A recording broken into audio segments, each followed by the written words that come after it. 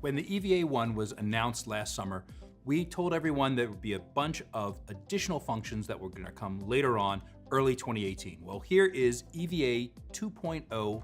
This new firmware has lots of new functions. First off, video output. Out of the SDI, you can switch that from being traditional regular video signal to instead being a raw data output. Raw data in 5.7K up to 30 frames per second, 4K up to 60 frames per second, 2K up to 240 frames per second. Now the 5.7K, that's the full Super 35 sensor. 4K is native 4K resolution.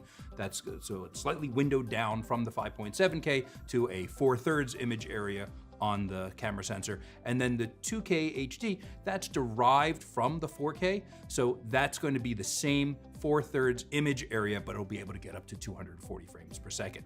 That's raw data that outputs to one of our partner companies that will then have a recorder to be able to process and capture that material. In addition to that, we also have more internal recording formats. So when the camera first was announced and was first shipping, it had long GOP internal recording. That's for 4K as well as 2K and HD. We're now adding all-eye recordings.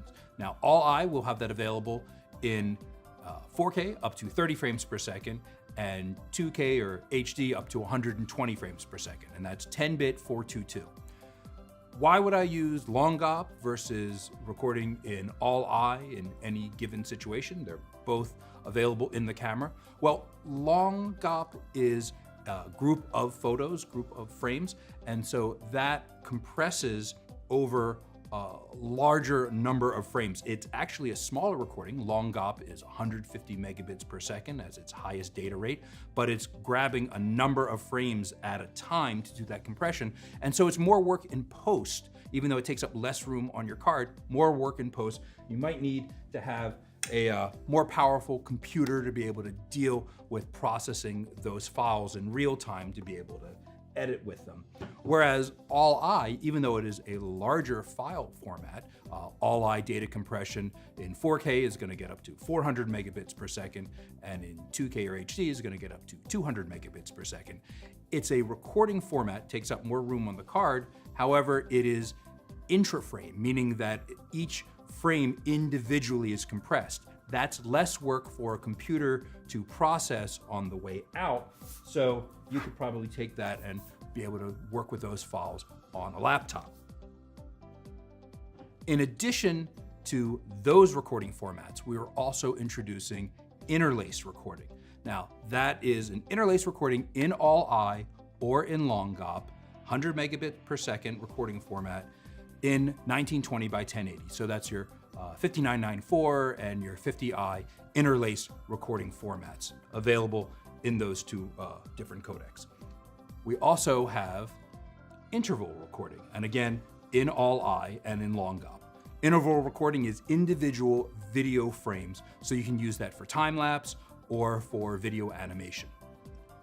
With all of those recording formats, we also have introduced some other functionality for accessory items. So with our previous firmware, we added support for the Sigma art lenses, 6 additional Sigma art lenses. That is 2 zooms as well as 4 primes. And in addition to those, now with this firmware update, we're adding additional support for 2 of the Canon Cine servo zooms, the compact Cine servo zooms. There's an 18-80 and a 70-200. Now we supported these lenses already, but we've added some functionality to them. So in addition to having these zooms being able to be powered off of the camera on the lens, there's also focus and iris controls. And what we've added now is where the hand grip on the camera plugs in, you can instead plug in a remote for a controller on a pan arm, or other way that you might want to rig that, and you're not only going to power and control things on the lens, on the camera, but as well control functions on the lens.